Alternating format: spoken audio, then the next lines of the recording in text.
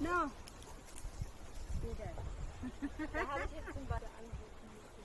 Probleme. Aber ich habe das nicht in der Volksschule gesagt. Was ist das für Erwachsene? Komm. Was soll das hier?